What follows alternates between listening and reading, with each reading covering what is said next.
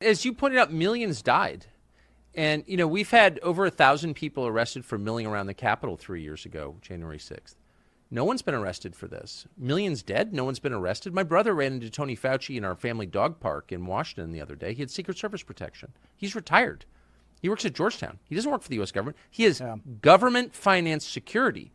I don't. I mean, so not only, my point is, he not only has not been punished, he's continuing to live at public expense at the highest possible level. He's being lauded. When does someone get punished for what has got to be the greatest crime ever committed? So I wrote a comparison between Anthony Fauci and J. Edgar Hoover, because I think there are similarities. They both were or had a great impulse to be an authoritarian. Hoover may have had more power to be that authoritarian, but they served for way too long, decade after decade, and then abused their power over time. But you're right, Anthony Fauci's not gone. He has a limo and a limo driver and security 24/7 because they say he's had threats.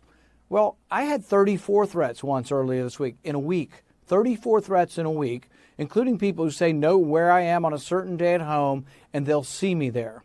We can't arrest them. We know who they are because they don't say they're going to kill me. They just laugh and say, see you there. Look around. I may be there. But nobody gives me special protection on that. We have our own now. We've had to hire our own, and I have people who work for me who are armed and policemen. I don't want anybody to think I don't have protection. We do have protection. But the thing is we're not sure that Anthony Fauci's not still being paid.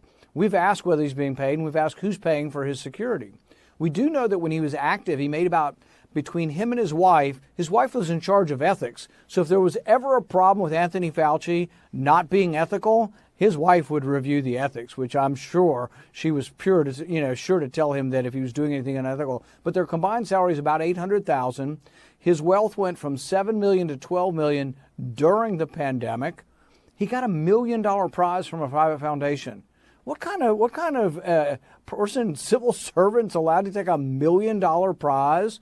Did anybody investigate whether the foundation has anything to do with pharma? We now have money going from the vaccine manufacturers to NIH. Moderna shares the patent. And you say, well, that's fair. The scientists at NIH did a lot of research. $400 million went from Moderna to the NIH. But my question is this. It may sound fair, but how can the NIH or any of these people be objective now in deciding whether we should have to take a vaccine because they got $400 million? Wouldn't that conflict you as far as deciding whether we had a mandate that every 6-month-old get a vaccine? So it just never ends here. But Anthony Fauci lied to Congress, and the bottom line is he deserves to be in prison. If he'd have been a Trump supporter, he'd have been in prison long ago, because you're right, there are two sets of standards. And this is one of the things that's tearing the country apart, and I fear will lead to chaos in our country if it gets worse. And that is that people will come to believe that it depends on my ideology, not the color of my skin, right, but the shade of my ideology is what will get me in trouble.